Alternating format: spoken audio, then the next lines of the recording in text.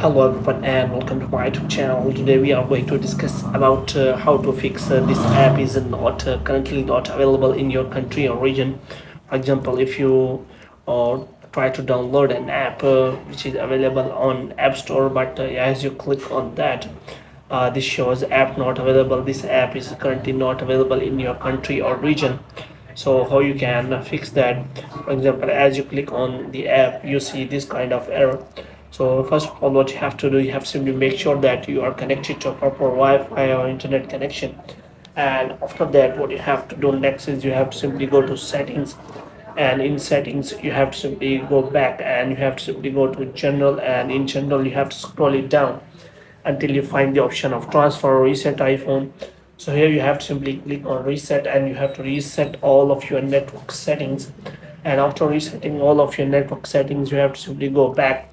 Now what you have to do, you have to simply go to the app detail, and here what you have to do, you have to simply check whether that the app is available which in which countries or region.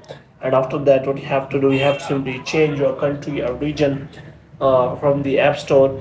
And after that, you have to check again whether that app is still available or not. So if you want to change your country or region, then you have to simply go to settings, and after that you have to simply go to name and Apple ID, and here you have to simply go to media and purchases. And after that you have to provide your password, and you have to follow the process according to who you can simply change your country or region. So you can simply find a video related to how to change your country or region on iPhone without the payment method on our channel, so you can also check for that.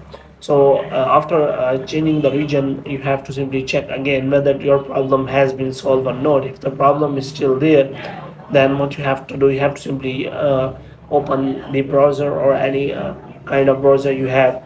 So here you have to simply search for the alternatives of that app, because that app is not working or not available in your country.